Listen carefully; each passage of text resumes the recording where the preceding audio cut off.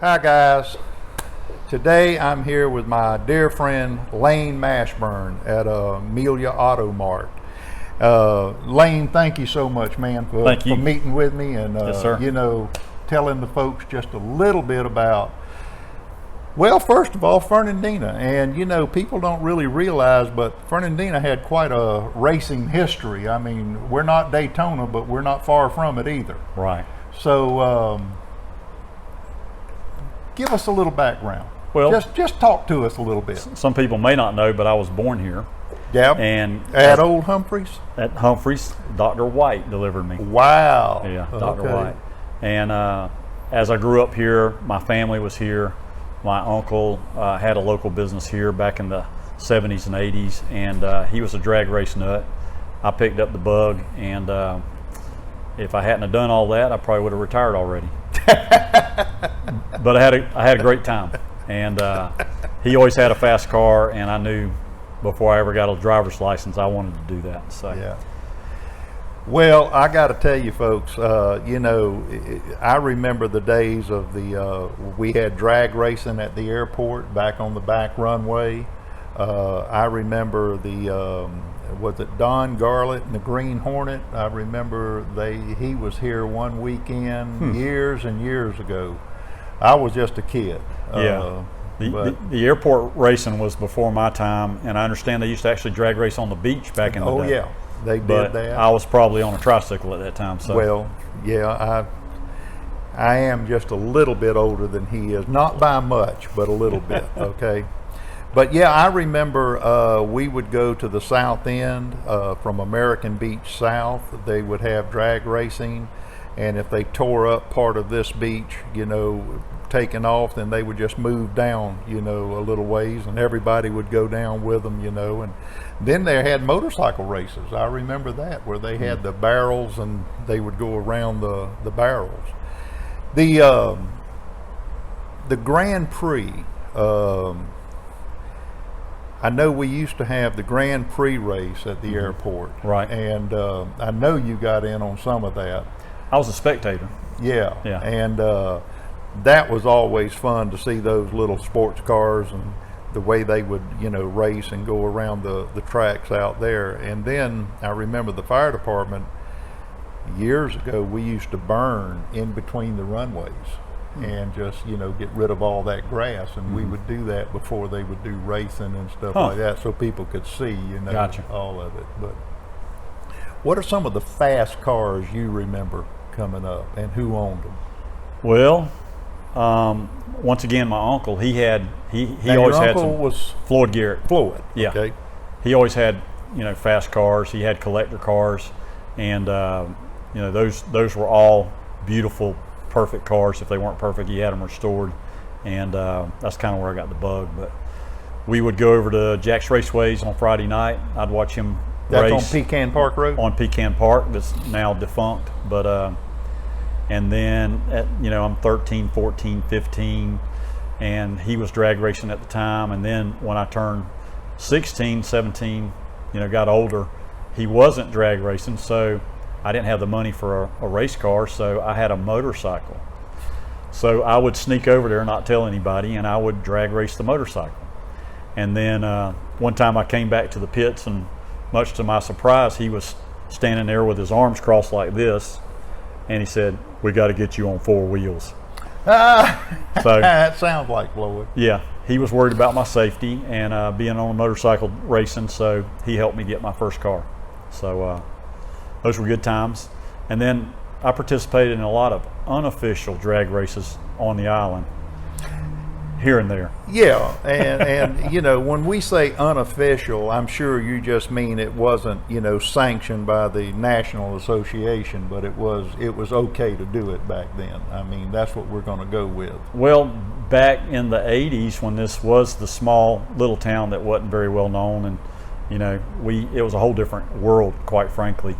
And we could pick any stretch of the road where we could accelerate for a short distance and build up speed and then decelerate.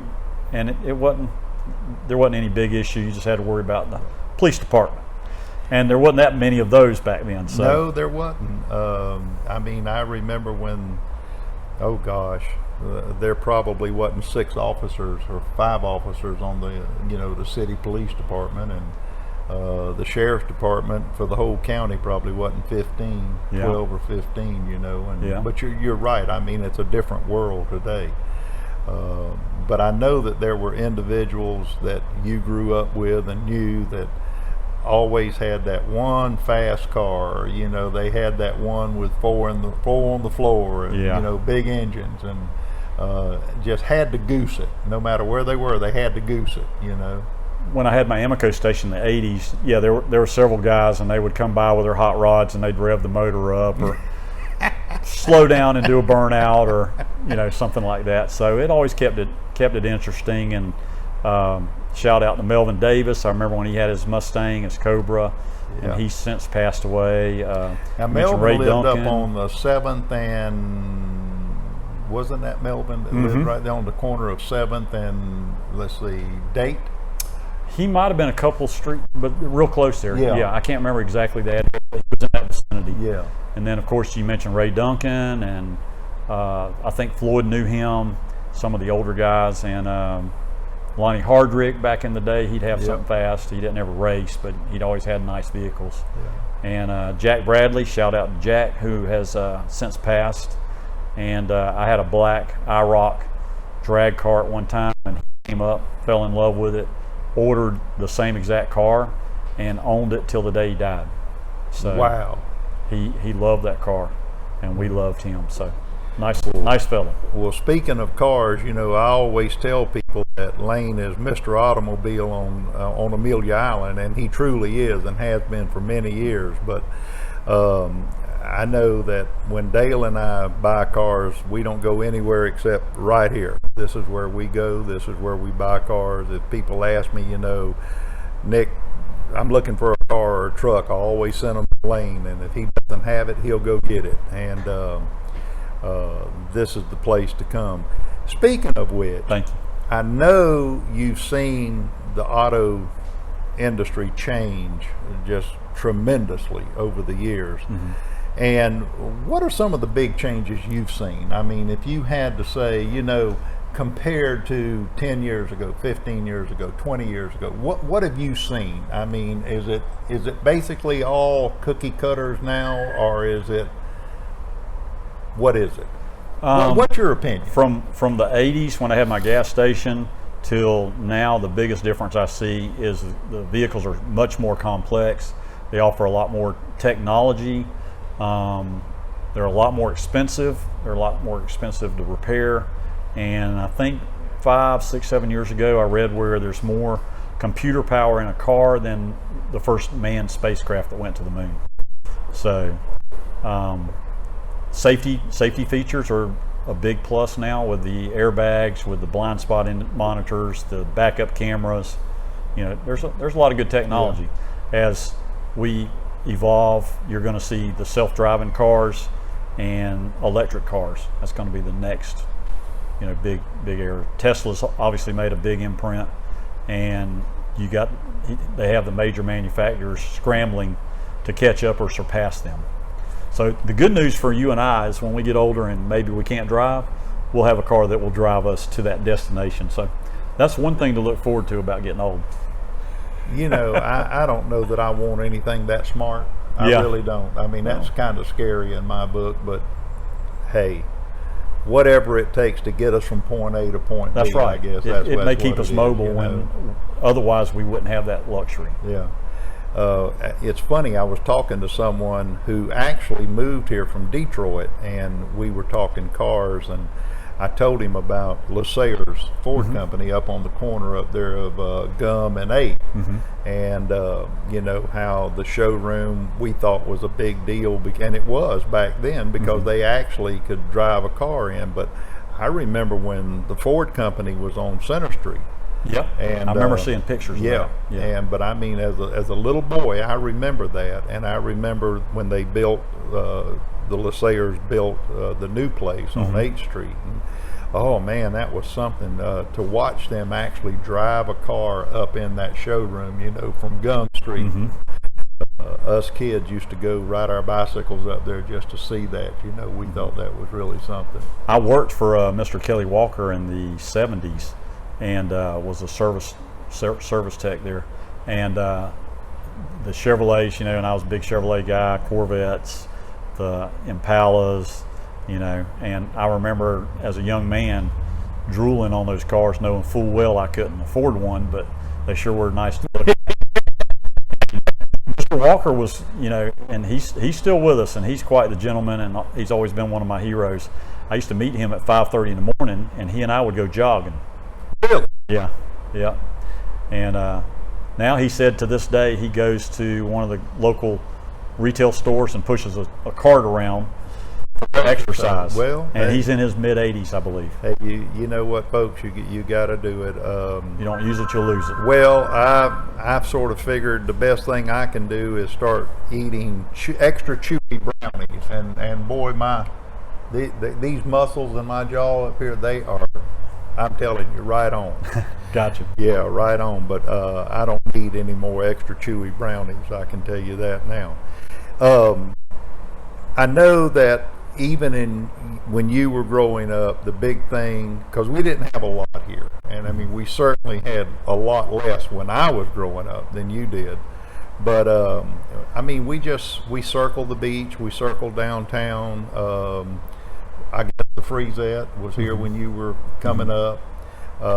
And that was about it. I mean, there wasn't a whole lot to do. There wasn't a whole lot to.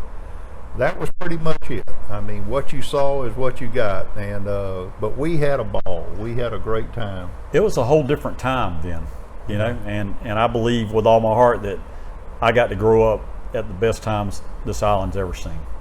And you know, it's before it was discovered. It was before the Ritz-Carlton. The plantation, I think, was here, but it was kind of obscure and not that well known. Yeah. And I don't know if you remember, but the businesses closed at 1 o'clock on Wednesday. Oh yeah. Almost everybody closed. Everybody was closed. And pretty much everybody was closed on Sunday. Yeah. Very few people were open on Sunday. Yeah. But, we used to go down to Lockwood's drugstore, and Dale and I would go in there, and we would get a vanilla Coke or a cherry Coke, and Mr. Lockwood would always put that extra squirt of cherry or extra squirt of vanilla in there for Gotcha. you know, with the Gotcha. carbonated water. But those were the days. And Jeans, do you remember Jeans on Center Street? Yes. Oh, anything you wanted, Jeans had it. Yep. I mean, I don't Yep. care what it was. You could buy a television, you could buy bicycles, you name it, he had it. You needed a toolbox full of tools, he had it. Oh gosh, what times it was back on the island. Speaking of cars, you remember Mr. Osborne on Sadler? Oh gosh, remember him? Bill Osborne. Bill yeah. Osborne, yeah. Yeah. That's a blast from the past. That is a blast from the past. Yeah. Yeah. We I used to go to Bill, and I bought several cars from Bill, and Bill was a straight shooter, and I always enjoyed being around Bill. You know, pleasant man. Very pleasant. Always. Man. Yep. And his wife was just as nice as she could be, and just great people. You know, great people. Yeah. But I just, you know, I really wanted this segment. I wanted people to know about the drag racing at the airport, the Grand Prix at the airport, the racing on the beach, and there were some hot cars, you know, back in the day. Yep. Coming up here. Yep. You had the Freemans back in the day. They raced. Cecil and George Wesley. All those guys raced. Tom Van Beek. Oh and yeah. of course Wayne Van Beek. They race to this day. They still race. And Nathan, I believe the other son. So you got 3 generations there racing. Right. And those were good times back then. You know, we knew like clockwork every Friday we were going to Jack's Raceways. We worked hard all the week during the week on the car till midnight if we had to or whatever. But Friday noon we were loading up and getting ready so we'd be ready to go to the track. And drag it. And drag race. Run what you brung and hope you brung enough. It's pretty good. Yeah. Yeah. Oh my gosh, man. Well, it's sad, but we don't have. Have you heard anything about this racetrack they're wanting to put in? I've heard about it, and I think it's a great concept, but I think it's at the wrong location. I think it needs to be off the island. I do too. You know, not on the island. We've got traffic issues, and among other things, but I don't think they'll pull it off. I don't think it'll get done, but who knows? Yeah. Okay, if somebody's looking for a hot car today, I mean something that's really got some horsepower under the hood and it'll go, what do you recommend? I would get a 1969 SS Camaro. That's not, I meant today, not back in the 60s. First thing comes to mind is like a Z06 Corvette.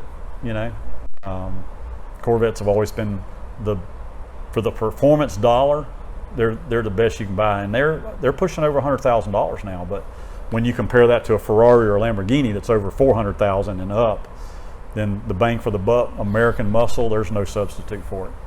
So.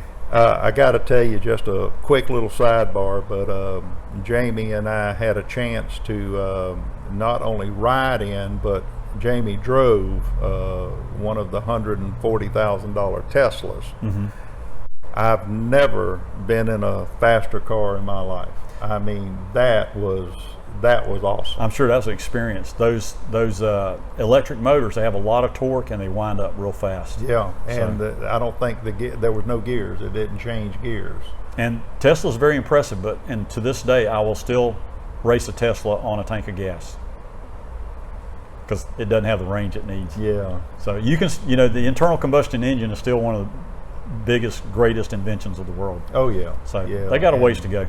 They got a long ways to go. I think they're getting there slowly but surely, but they still have a long ways to go. Well, Lane, I sure thank you for meeting with us. Thank you. Folks, I got to plug it. If you're looking for a car, be sure to give Lane a visit and just check him out and see what he's got, because you won't be disappointed. I promise you that. We'll do our best. Yep. I always end by saying God bless, and Lane always says every day is a bonus. Every day is a bonus. Folks, thank you. God bless. We'll see you down the road. Thank you, Nick.